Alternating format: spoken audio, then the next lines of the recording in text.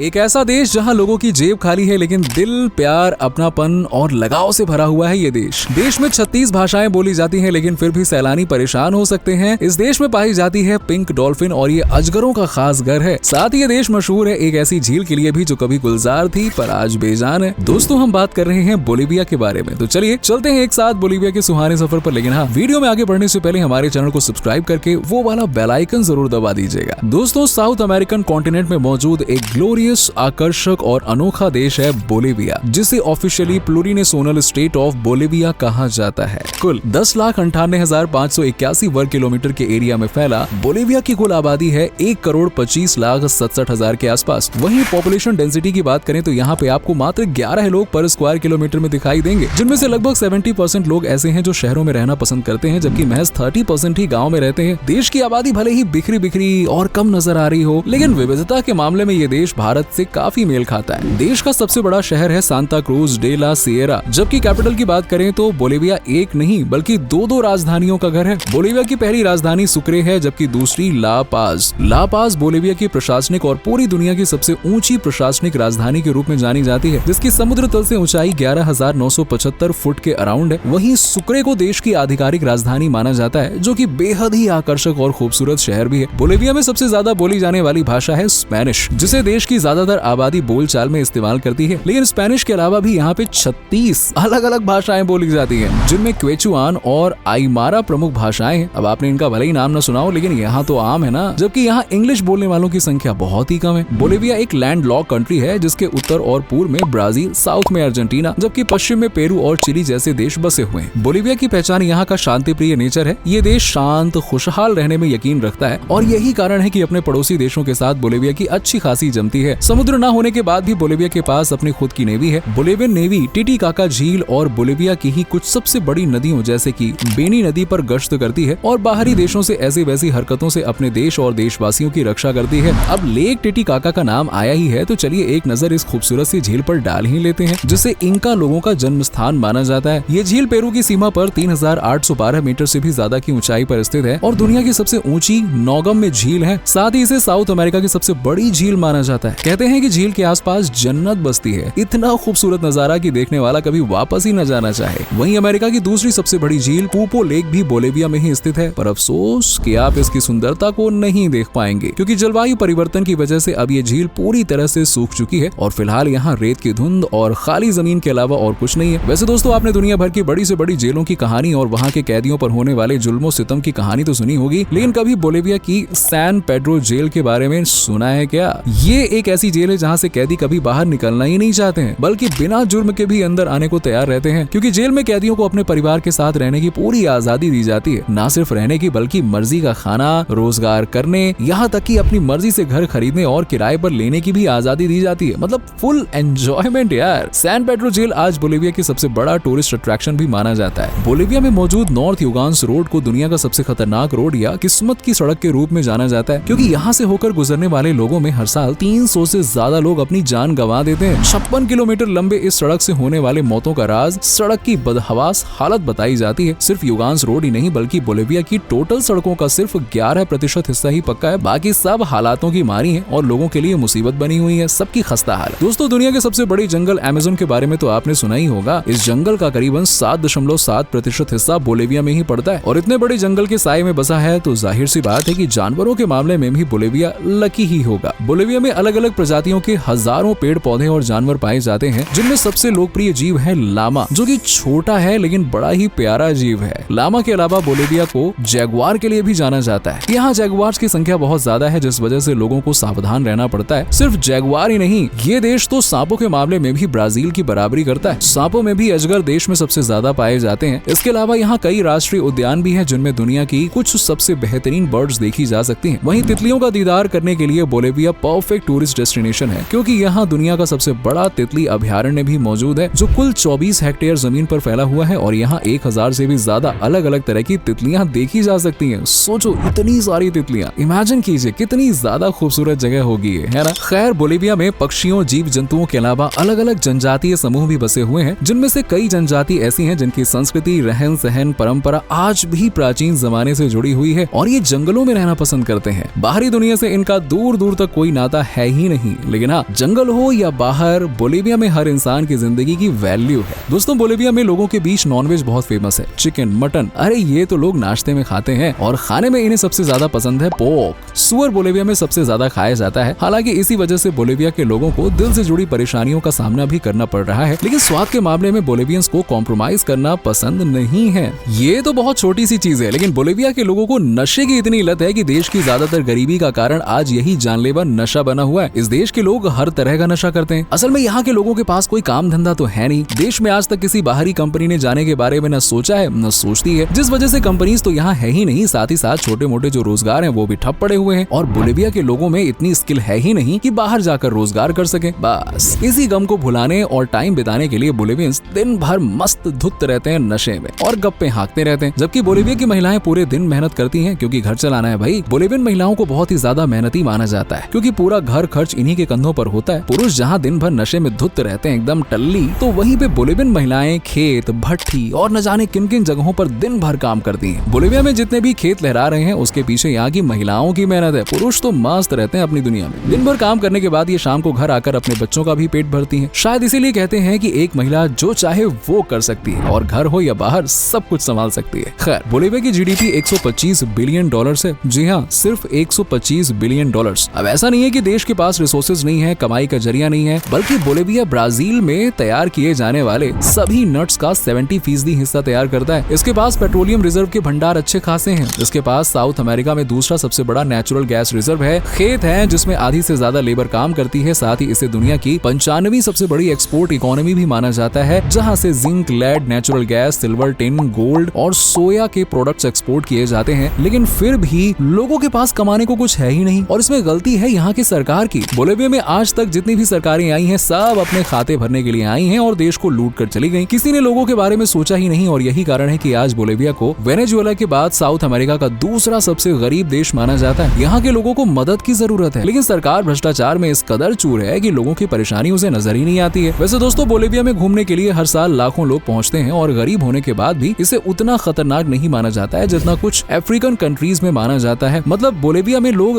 गरीब जरूर हैं लेकिन उग्र नहीं है। लेकिन हाँ, यहाँ कुछ ऐसी जगह भी हैं जहाँ जाने से अक्सर लोग मना करते हैं या रोका जाता है, क्योंकि वहाँ पे कई बार किडनैपिंग जैसे मामले पर्यटकों के साथ सामने आ चुके हैं। बोलिविया में लगभग 36 स्वदेशी कल्चर्स हैं और हर एक की अपनी अलग संस्कृति, परंपरा और रीति रिवाज है, लेकिन सभी मिलजुल कर रहते हैं। रेडियो, जो कि आज दुनिया भर में लगभग गायब होता जा रहा है, लेकिन बोलिविया में आज भी रेडियो कल्चर देखने को मिलता है, स्पेशली रूरल एरियाज में। देश में कई रेडियो सेंटर्स हैं जिन पर सुबह शाम दिन दोपहर शोज ही आते रहते हैं। चलिए दोस्तों, बताइए क्या कभी आपने पिंक डॉल्फिन देखी है? वेल, मुझे लगता है कि नहीं देखी होगी, क्योंकि दुनिया की सबसे अनोखी खूबसूरत पिंक डॉल्फिन सिर्फ बोलिविया में ही देखने को मिलती है। इसे दुनिया की सबसे खूबसूरत डॉल्फिन होने के साथ साथ सबसे शार्प माइंडेड डॉल्फिन भी कहा जाता है। बोलिविया में जाने पर आपको प्राकृतिक सुंदरता के साथ साथ लोगों की सादगी, खूबसूरती और अच्छाई भी देखने को मिलने वाली है। हाँ, ये लोग बेशक गरीब हैं, कामकाज बेशक कम है, लेकिन दिल में मेहमान नवाजी कूट कूट कर भरी हुई है। बोलिवियाई लोग थोड़े प्राइवेट नेचर के होते हैं, लेकिन ये आपको कोई नुकसान नहीं पहुंचाते। हाँ, कुछ परेशानियां हैं जो उन्हें उखड़ा उखड़ा बना सकती हैं, लेकिन ये उखड़ापन आपको कभी नहीं दिखाएंगे। शायद यही कारण है कि बीते कुछ सालों में बोलिविया में टूरिज्म बढ़ता हुआ नजर आ रहा है। वैसे अगर आप घूमना चाहते हैं तो लापाज, लेक टिटिकाका और टिटिकाका आइलैंड जा सकते हैं, जहां पूरी तरह से आदिवासी बसे हुए हैं और इनका ये छोटा सा आइलैंड बिल्कुल सपनों की दुनिया जैसा है और बहुत आकर्षक है। इसके अलावा आप घूम सकते हैं द व्हाइट सिटी सुक्रे और कोचाबाम्बा। सुक्रे के नाइट क्लब सबसे शानदार हैं, तो नाइट क्लब्स का असली मजा चाहिए तो सुक्रे ही जाइएगा। इसके बाद बोलिविया की सबसे खास जगह है सालार दे उयूनी, जिसे देखने के लिए हर साल लाखों की संख्या में लोग आते हैं और इसे बोलिविया की सबसे फेमस टूरिस्ट डेस्टिनेशन माना जाता है। साथ ही सबसे ज्यादा घूमी जाने वाली जगह भी यहाँ सबसे बड़े नमक के मैदान दिखाई देते हैं। यहीं पर एक सॉल्ट रॉक होटल भी है जो सैलानियों को खूब भाता है। इस जगह पर आने के बाद आपको पता चलेगा कि दुनिया में ऐसी कई चीजें हैं जिन्हें आप इमेजिन भी नहीं कर सकते हैं। इस देश में घूमने के लिए आपको कम से कम 1 लाख और ज्यादा से ज्यादा जितने चाहिए उतने पैसे अपनी पॉकेट में रख सकते हैं। देश की करेंसी है बोलिवियाई बोलिवियानो, जो भारतीय करेंसी में 12 रुपए 11 पैसे के बराबर है। देश का वीजा अगर चाहिए तो इसके लिए दिल्ली में बोलिवियन एम्बेसी में जाकर वीजा के लिए अप्लाई करना होगा। सभी डॉक्यूमेंट्स पूरे होने पर कुछ 25 से 30 दिन यानी कि लगभग 1 महीने के अंदर अंदर आपको बोलिविया का वीजा मिल जाएगा। उम्मीद है दोस्तों कि आपको ये वीडियो पसंद आया होगा। वेल, आपको बोलिविया की सबसे अच्छी बात कौन सी लगी कमेंट सेक्शन में कमेंट करके जरूर बताइएगा। वीडियो पसंद आई हो तो लाइक करें, शेयर करें और चैनल को सब्सक्राइब कर लीजिएगा और बेल आइकन को प्रेस करना मत भूलिएगा। तो हमने याद दिला दिया है तो अभी कर लीजिएगा, वरना हमारी आने वाली वीडियोस आपकी पहुंच से दूर हो जाएंगी। चलिए मिलते हैं आपसे अगली वीडियो में, तब तक के लिए अपना ख्याल रखिएगा।